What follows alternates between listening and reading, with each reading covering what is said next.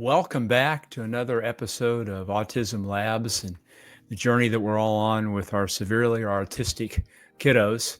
Today, I'm going to give you five tips when you're looking for residential housing for your autistic child, adult who's severely, profoundly autistic and has probably been kicked out of other programs. So last week, I talked about all the hullabaloo about RFK Jr. Since then, there have been two factions, unfortunately, forming the National Council on Severe Autism, the Profound Autism Alliance on one side of the fence, who sort of represent our population, the autism community, the profoundly autism community, and then a lot of other folks, Autism Speaks, Autistic Self-Advocacy Network, Autism Society of America on the other side. And I don't want to take any political sides. I think everybody's in agreement on one thing that I talked a little bit about last time. There is a need, especially for the folks on the lower end of the spectrum, like our 35-year-old son who is nonverbal, IQ less than 50, has pica behavior, has seizures, has a curved spine, sort of, still has to wear a diaper at night when he goes to bed.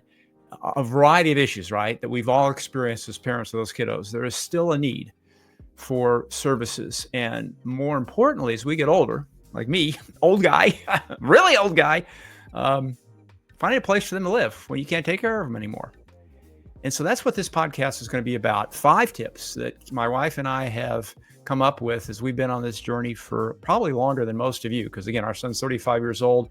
If your son is in that same age or daughter's in that same age, then you've probably been on the same journey for the rest of you. Here's some things that we've learned. So number one, you can find an organization that's nearby that will serve supposedly this population. What's their mission? And I've never been a big proponent of mission statements, but I do think it's important to look at this. And so we started a nonprofit to serve this community. And our mission isn't great necessarily, but I think it's pretty good. And so here's what it is. We believe every person deserves a life filled with purpose, joy, and meaningful connections, right? Not just glorified babysitting. We want your autistic son or daughter to have meaningful connections with other folks like them and other folks out in the community, the neurotypical community. We are committed to transforming how the world views and engages with adults with IDD and autism, embracing the unique gifts and the talents that add value everywhere they go. And so I think looking for an organization that really wants to provide ongoing learning, joy, activities every day out into the community, where they're living an enviable life, right? Where your son or daughter, when you look at their lives, where they're living and how there's love around them and how they have other buddies, right? That maybe also are severely autistic or have multiple IDDs, but they get along together like bros, right? Or like brother and sister. That's pretty cool. And we actually have that going on at J13, albeit in a fairly small way. And then what's the vision, right? What's the vision for the nonprofit? So ours is to grow a community of adults with IDD, including those with higher levels of need, through comprehensive residential programming that integrates community-based supports and fosters lifelong growth. So we are not ever going to give up on someone. We believe that there's always an opportunity for growth. There's always an opportunity for learning. Most importantly, there's always an opportunity for joy and fun and excitement and energy. And our crew, our team believes this too. And that's the environment I think you want to look for in any nonprofit. When Kay and I went around the country a few years ago looking at these programs, it was interesting to go on weekends, right? When the regular staff quote is off and you have a skeleton staff, what's everybody doing? And we were horrified, right? And you probably were too. It's like, oh my gosh. I can remember going into one place and everybody was crammed into the cafeteria around one TV set. And there was one staff person there. And we walked the halls and found a few of the residents in their rooms alone by themselves, stemming, looking out the window, obviously not having any fun. That was their weekend program. Is that what you want for your son or for your daughter? I don't think so, right? Certainly not for our son. So this idea that, 7 days a week, we've got programming, and they're out in the community and they're doing things, or if they're stuck in the house, there are going to be activities going on, learning, table exercises, physical exercises, stretching, exciting social things. This is what we have to have, and I think we need to really look for. Don't compromise on this. So the other thing that I think is important is, where are they now, and where are they going, right? So the mission, the vision sort of speaks to maybe their dreams, but what's happening right now. And quite frankly, we don't measure up very well to some of the other programs because we're so new. But on the other hand, we couldn't find any program like ours. So, I mean, I'm not sure there's anything to really compare us to. I suspect there are. But 1 year ago, we had two, two people in our program, our son and a buddy. Not much of a program, right? Since then, we've grown. So today we're serving 12 families, 12. So we've gone from 2 to 12 in about a year. We're going to have 14 this summer in our summer camp.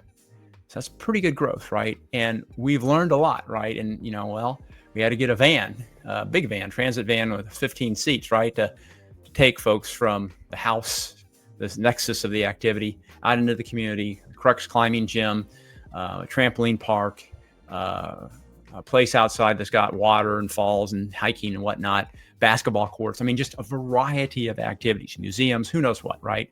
But this idea that they're getting out every day and doing something cool and fun and different, not every day is the same. Not every week's the same. We're trying to mix things up. So what proof, depending on how far along the organization is you're looking at, the residential program you're looking at, what are you seeing happening, right? And I mentioned the trips that we took, the on-site visits during the week, on the weekends, talking to the staff. That's so important because, boots on the ground, you just see things as a parent that, you can't get watching videos, curated videos, or reading a website. So from our standpoint, what we've done recently is we just purchased our first house. And the way our program works is we have a day program where we get to know the kiddos and the parents, and they get to know us. And then the next step is this house, which is a respite house. The idea is, and we've started doing this for our son and one other guy, and here in another week, we're going to have 3 guys all there at the same time overnight. They get to spend nights away from home. And some of these folks, some of your kids, maybe have never gone away from home except to visit, relatives. So it's a big change for them. They're usually used to structured environments. They're usually used to, the same kind of thing. They don't take well to change, right? And so this respite program that we've started is the first step in getting them unshackled, uncoupled, untethered with just one bedroom, one house, one repetitive environment day in, day out. And it's a bit scary for mom and dad too, right? So the trust that parents are placing us and everything is part of this journey. And what we're finding is they're having so much fun. They're just having a great time, that our son looks forward. He starts giggling and laughing when he knows he's going to go to the house for an overnight. And his buddy, I think, is the same way. And so this idea that they're there together, we've got staff, of course, overnight, and they get to do what, 20-something, 30-something-year-olds do together, a bunch of guys or whatever, or guys and gals. We haven't gotten to that point yet, but we're going to go there, and we'll have to have, of course, a little more staff and make sure that that everyone behaves at night. But that's another problem. But the point is, it's fun, it's exciting, it's adult appropriate. They're doing things that are neat, and that's the transition to full residential, which we do not have yet. Okay, so we just purchased our first home with another couple, and that's where we're at. We're expanding the respite program. Respite not just for the kids, the families, the parents, right? That they get a night or two or a weekend or a vacation away from their child, their adult child. And it's a fun program, that precursor to residential. The 5th step, and this is the most important tip, is are you at the right place on your journey when you're looking around? What we do is when we get someone in the program, we make a commitment we're not going to kick them out, for behavior. So if all of a sudden they go bite somebody or punch somebody in the face or kick a window out, our staff is trained on how to handle that. And parents don't believe us because they've been in these programs before and they've gotten kicked out. Well, we're committed to that. However, we do vet folks before they get into our program. And this is just critical because if you guys are not at the right place in your journey, it's not going to be successful. And what do I mean by that? I mean, you can't expect perfection on everything. It just ain't going to happen. And we've met some parents where, their child's number one priority always. And if there are 2 or 3 other guys, spending the night respite and there's a problem, they want, first and foremost, their child to always get priority attention. That doesn't always make sense. I'll just be honest with you. If their son's fine, sleep in bed and there's commotion out in the common area and we can't check on him maybe as often as we normally would, well, it's not going to happen. And that's just the way it is. So you need to decide up front, what do you require perfection on? And what things are you willing to compromise on? And if you're not at that point in your journey, at least for us, and I think for most programs you're going to look at, they're probably not going to want you because there needs to be this understanding that if you trust the staff, and I don't think you can compromise on that, you have to trust the staff. If you trust the program and the process, then you have to allow for the dishes are still in the sink when I come in the next morning to pick up my kiddo because they were too busy last night or they're having so much fun last night. They do what they normally do, which is get them washed off and stuck in the dishwasher, right? That's okay, right? That's okay. Or I come to pick up my son and he's got a scratch on his shoulder. Well, what was the scratch from? Well, we did a hike and they're hiking through some fairly, heavy brush. And sure enough, he got a scratch, but they had a great time. They all had fun. He didn't even notice the scratch, right? So when you go on this journey, the 5 things, let me just recap, because I think these are all things that we've learned. So what's the mission of the organization? Is it compatible? Is it more than just glorified babysitting? What's their vision, right? Where are they going? Where are they moving to?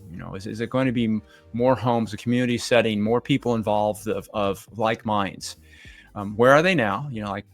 Can you trust where they are? Have they shown progress and growth? Do they look like they're stable? And I'm not sure we do yet, but we're trying to get there. Number 4 is, the proof, right? Boots on the ground. What's actually happening now, right? We bought our first house. We now have, 3 people in the respite program, 14 people in the summer camp.